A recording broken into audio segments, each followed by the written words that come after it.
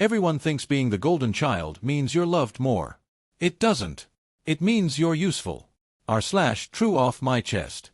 I just spent 2 hours reading through posts on this subreddit about golden children and the damage they cause. Story after story of people explaining how their parents favored one sibling over them. How the golden child got everything while they got nothing. How the favored one lorded it over them, basked in the attention, became arrogant and entitled. And I read every comment. Every validation. The golden child is just as bad as the narcissistic parents take. I'm not here to tell you those stories aren't true. I'm not here to defend golden children as a category or minimize anyone's pain. What happened to those overlooked siblings is real. The damage is real. The resentment is valid. But I'm going to tell you something you rarely hear. I'm 32F. I was the golden child. I was the favorite. I know it. I've known it my whole life. And it destroyed me too. This isn't a redemption arc. I'm not looking for forgiveness. I'm not trying to minimize what my brother went through. I just want anyone, to understand that the person you think won might have lost just as much. Just differently. Everyone thinks being the golden child means you're loved more. It doesn't. It means you're useful. My childhood, the trophy in the display case. Let me be clear about what I got that my brother didn't. I went to private school from 4th grade on. He stayed in public school. My parents told him it was because I was academically gifted and needed more challenge. The real reason? Private school was expensive, and they could only afford one kid there. I was the one they wanted to show off. When I turned 16, I got a new car. A Honda Civic, nothing fancy, but it was mine. When my brother turned 16 2 years later, he got my father's old truck with 180,000 miles on it. The transmission went out 6 months later, and he had to buy his own replacement car with money from his part-time job at the grocery store. My college was paid for. 4 years at a good state university, room and board included. My brother took out loans, worked 2 jobs, and still graduated with $40,000 in debt. I'm listing these facts because I need you to understand. I know. I've always known. I wasn't blind to what was happening. I saw every single disparity, and I felt them all. But I was a child. I didn't wake up at 8 years old and scheme to take the best opportunities from my brother. I didn't manipulate my parents into sending me to private school. I didn't ask for a new car while plotting to make sure he got a broken-down truck. These were decisions made by adults. I was just the child who received them. And every single gift came with a price tag I didn't understand until decades later. The private school wasn't just education. It was my mother's chance to network with other wealthy parents. I was trotted out at school functions, expected to perform, expected to excel. When I got a B+ in math in 7th grade, you would have thought I'd burned the house down. We didn't sacrifice this much for B+, my father said at dinner. My brother, sitting across from me with his public school report card that no one had bothered to look at, just stared at his plate. The car. That wasn't a gift. It was a leash. I wasn't allowed to go anywhere my parents didn't approve of. The GPS was monitored. My curfew was 9 p.m. on school nights, 10 p.m. on weekends. My brother, with his broken truck and eventual self-bought replacement, went wherever he wanted. No one tracked him. No one cared enough to track him. College. I was allowed to apply to exactly 4 schools, all of which my parents selected. When I got accepted to my dream program across the country, they refused to pay. I went where they told me to go, majored in what they told me to major in, and graduated with a degree in business that I never wanted. My brother majored in environmental science. Something he loved. Something that mattered to him. He's now doing work that actually fulfills him. I'm an account manager at a company I don't care about, in a career I never chose, wondering what I might have been if anyone had ever asked me what I wanted instead of telling me what I was going to do. Update 1. Watching my brother disappear. The thing nobody tells you about being the golden child is that you get a front row seat to watching your sibling give up. I remember the exact moment my brother stopped trying. We were 14 and 12. It was Christmas, and my parents had gotten me a laptop. Top of the line for the time, expensive, exactly what I'd asked for. My brother had asked for a guitar. He'd been playing on a borrowed one at school, teaching himself, spending hours watching YouTube tutorials. He got a gift card to Best Buy. $50. I watched him open it. I watched his face go completely still. Not angry. Not sad. Just empty. Like a door closing behind his eyes. Thanks, he said, in this flat voice I'd never heard from him before. He never asked for anything for Christmas again. Every year after that, he'd just shrug and say he didn't need anything. My parents praised him for being low maintenance. They never understood that he'd simply stopped believing they would give him what he wanted, so he protected himself by not wanting anything. Year after year, I watched him build walls. Every family dinner became quieter. Every vacation became more strained. He'd sit in the corner with a book, disappearing into himself while my parents fussed over my achievements. I'd win an academic award, and they'd talk about it for 3 days. He'd make the varsity soccer team, and they'd forget to go to his first game because of my orchestra recital. A recital I didn't even want them at. A recital where I looked out at the audience and saw them beaming at me while knowing my brother was playing his heart out on a field across town with no one cheering for him. By the time he was 16, he barely spoke at family dinners. By 18, he was counting the days until he could leave. I tried to talk to him. So many times. Hey, do you want to hang out this weekend? We could go see that movie you wanted to see. I'm busy. I could help you with your college applications if you want. I just went through it, I know some tricks. I've got it handled. Mom and Dad asked if you wanted to come to my graduation party. You don't have to if you don't want to, but I'd really like you there. I'll be working. He wasn't even cold about it. That was almost worse. He was just gone. Checked out. Like I was a stranger making small talk in an elevator. I used to resent him for pulling away. Now I understand he was the only one smart enough to escape. Update 2. The weight of gold. Let me tell you about the pressure. Because that part never makes it into the golden child stories. Everything I ever received came with expectations attached. Every opportunity was a debt to be repaid. Every advantage was a reminder that I had been invested in, and investments were supposed to yield returns. When I was 17, I had a nervous breakdown during AP exams. Full-on panic attack in the middle of my AP calculus test. Couldn't breathe. Had to be taken out of the room. The school called my parents. My mother's first words weren't, "Are you okay?" They were, "Can you retake it?" When I graduated college magna cum laude, my father's response was, "Should have been summa." When I got my first job, they wanted to know why it wasn't at a more prestigious company. When I got promoted, they wanted to know when I'd be promoted again. Nothing was ever enough. The bar kept moving. The goalposts kept shifting. I was running a race with no finish line, and every time I thought I was close, they moved it another mile away. My brother got neglect. I got control. I'm not sure which one is worse. I think we both lost. He learned that he didn't matter. I learned that I only mattered when I was achieving something. Different wounds. Both deep. Both lasting. The thing about being the favorite is that it comes with a constant, thrumming anxiety. What if I stop being good enough? What if I fail? What happens when the golden child becomes tarnished? I found out at 27. Update 3. The fall. I had worked myself into exhaustion for years. I was in a relationship I didn't want to be in because my parents approved of him. I was in a career I didn't choose because they'd chosen it for me.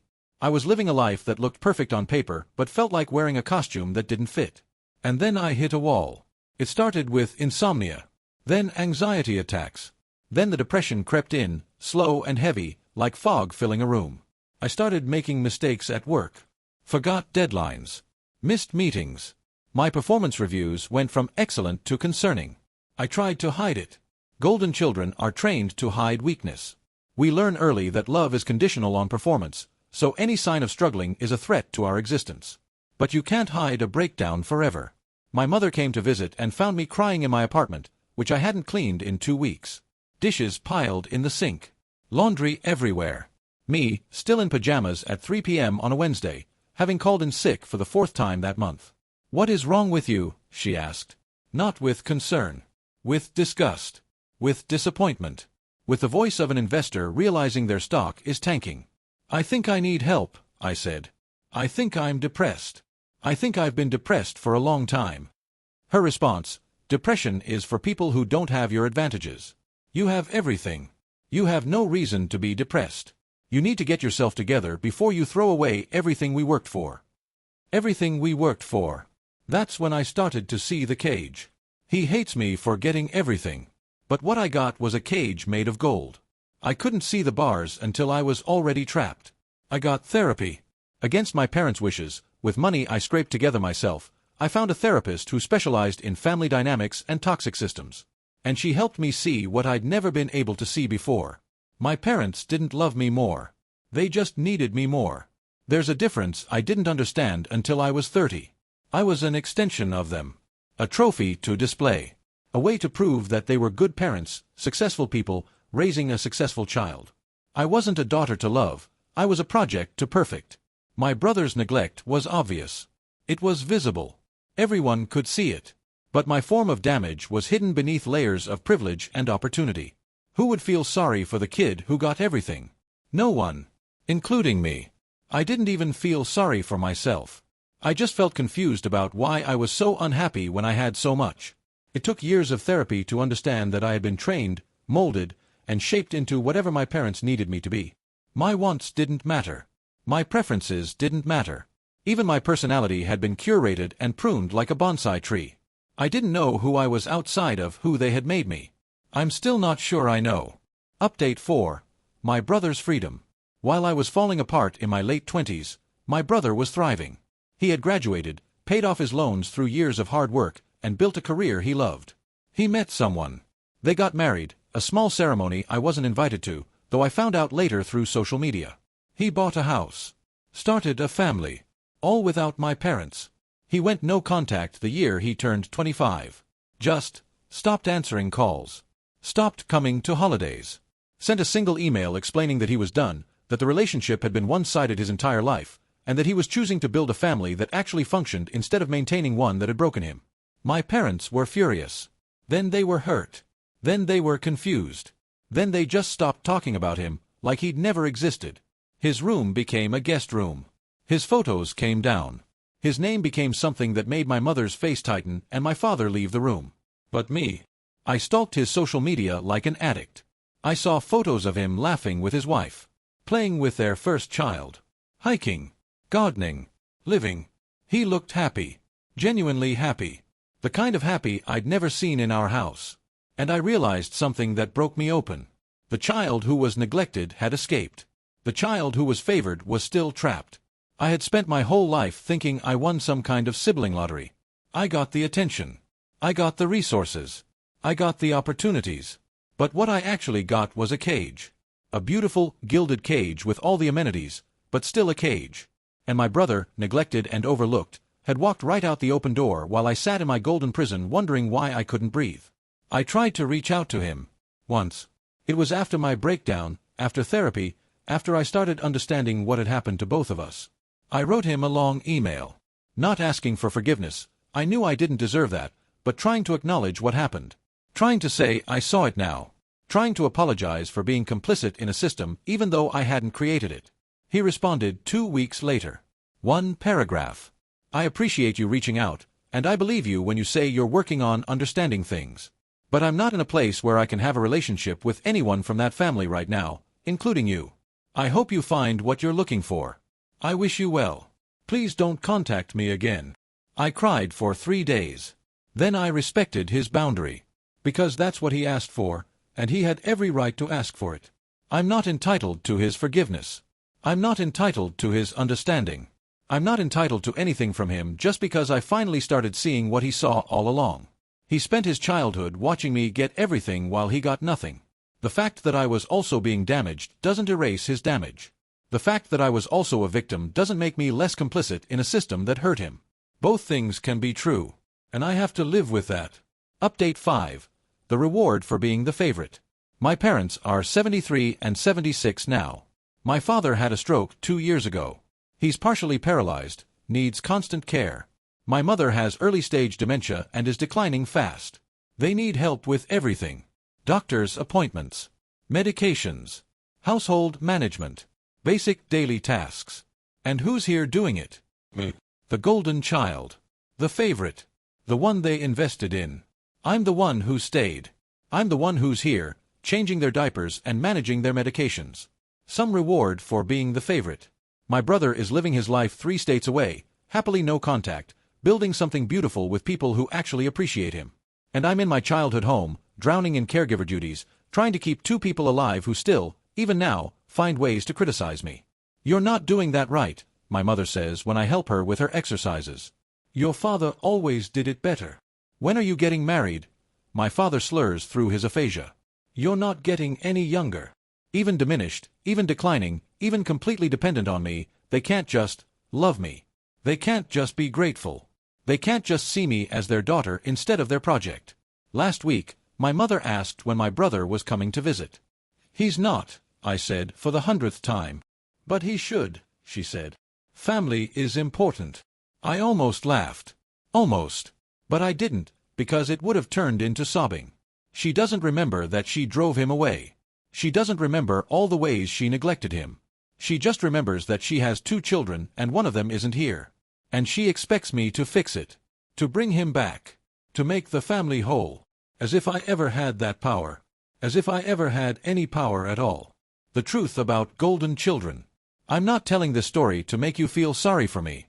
I'm not asking for sympathy or validation or for anyone to tell me I was a victim too. I'm telling this story because the narrative is always so one-sided. The golden child is the villain. The golden child benefited. The golden child basked in the attention and lorded it over their siblings and became entitled and narcissistic. Sometimes that's true. I've read the stories. I believe them.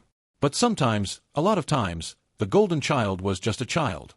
A child who didn't ask to be favored. A child who didn't understand the dynamics at play.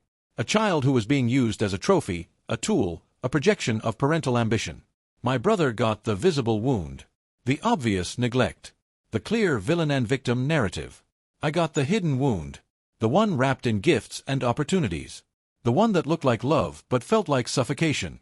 Both of us were damaged by parents who didn't know how to love children, they only knew how to use them. He was useless to them, so they ignored him. I was useful, so they controlled me. Neither of us was loved. Not really. Not the way children deserve to be loved. My brother is free now. He built his own life. He has people who love him for who he is, not what he achieves. He broke the cycle. His children will never know what it feels like to be ranked against their siblings for parental affection. I'm proud of him, even though he'll never know it. Even though I can't tell him. And me. I'm 32. Single. In a career I don't love. Caretaking for parents who still find ways to make me feel inadequate. Still trying to figure out who I am outside of who they made me. I won. I was the favorite. I got everything. And I lost everything that matters. My brother. My autonomy. My sense of self. Years of my life spent chasing approval that was never going to fill the void. The golden cage turned out to be just a cage. Final thoughts. If you're reading this and you were the neglected sibling, the overlooked one, the one who got nothing while your golden sibling got everything. I see you. Your pain is valid. Your resentment is justified. What happened to you was wrong. But maybe, just maybe, consider this. Your golden sibling might not have been the villain. They might have been another victim. Different wounds, same dysfunctional system. That doesn't mean you owe them forgiveness. That doesn't mean you have to have a relationship with them. That doesn't mean your experience was somehow less painful because they were suffering too. It just means the story might be more complicated than hero and villain. And if you're reading this and you were the golden child, you're allowed to acknowledge your own damage. You're allowed to grieve what you lost. You're allowed to recognize that being favored was its own form of abuse. But you also have to own your role. Even if you didn't create the system, you benefited from it in ways your siblings didn't. Even if you were also a victim, your siblings experienced your favoritism as a weapon used against them. Both things are true. And learning to hold both is part of the work. I'm going to post this and probably delete it in a few hours. I don't know what I'm hoping to accomplish. Maybe just to be seen. Maybe just to put words to something I've carried alone for too long. My brother will probably never read this. And if he does, I hope he knows, I don't blame him for cutting contact. I don't resent him for building a life without me. I hope he's happy. I hope his children know they're loved unconditionally. I hope he broke the cycle in all the ways I'm still trying to. And I hope, someday, I find my own way out of this cage. Even if the door has always been open. Even if I just couldn't see it. Edit. I didn't expect this to get any attention. Thank you to everyone who shared their perspectives, the other golden children who finally felt seen, and the neglected siblings who helped me understand their side better. A few people asked if I'm okay. I am, mostly. I've started working with a family therapist to navigate the caretaking situation and set better boundaries. It's hard, but I'm trying. And to the person who'd med me asking if I regret being the favorite, every single day. If I could go back and trade places with my brother, I would. Not because I think he had it easier, he didn't, but because at least he got to find himself. I'm still looking. Some cages are made of gold. They're still cages. I'm not asking you to feel sorry for me. I'm just asking you to consider that the story you know might not be the whole story. And that sometimes, winning looks a lot like losing. Take care of yourselves. Here's what I learned from being the favorite. The golden cage is still a cage. Everyone thinks being the golden child means you're loved more. It doesn't. It means you're useful. I was a trophy to display, a project to perfect, an extension of my parents' ambitions. My wants didn't matter. My preferences didn't exist. Even my personality was curated and pruned like a bonsai tree. I didn't ask to be favored. I was 8 years old when they sent me to private school and left my brother in public. I was a child. I didn't scheme to take opportunities from him. I didn't manipulate anyone. These were decisions made by adults. I just received them. But every gift came with a price tag I didn't understand until decades later. The car came with GPS monitoring and a 9 p.m. curfew. The college education came with a major I didn't choose. The attention came with expectations that kept escalating until nothing was ever enough. When I had a nervous breakdown at 17, my mother's first words weren't, "Are you okay?" They were, "Can you retake the exam?" My brother got neglect. I got control. I'm not sure which one is worse. I think we both lost. He learned he didn't matter. I learned I only mattered when I was achieving something. Different wounds. Both deep. Both lasting. I used to resent him for pulling away. For the years of one-word answers and rejected invitations. For building walls I couldn't climb. Now I understand he was the only one smart enough to escape. The neglected child walked out the open door. The favored child sat in her golden prison wondering why she couldn't breathe. He's free now. 3 states away, happily no contact, building something beautiful with people who actually love him. His children will never know what it feels like to be ranked against their siblings. And me? I'm 32, single, caretaking for parents who still find ways to criticize me between diaper changes. Some reward for being the favorite. My parents didn't love me more. They just needed me more. There's a difference I didn't understand until I was 30. I reached out to my brother once. After therapy. After I finally started seeing what he saw all along. 1 paragraph back, "I wish you well. Please don't contact me again." I'm not entitled to his forgiveness. He spent his childhood watching me get everything while he got nothing. The fact that I was also being damaged doesn't erase his damage. Both things are true. And I have to live with that. To the neglected siblings reading this, your pain is valid. Your resentment is justified. What happened to you was wrong. But maybe consider, your golden sibling might not have been the villain. They might have been another victim. Different wounds, same dysfunctional system. That doesn't mean you owe them forgiveness. It just means the story might be more complicated than hero and villain. And to the golden children, you're allowed to acknowledge your own damage. But you also have to own your role. Even if you didn't create the system, you benefited from it in ways your siblings didn't. Both things are true. Learning to hold both is part of the work. I won. I was the favorite. I got everything. And I lost everything that matters. Some cages are made of gold. They're still cages.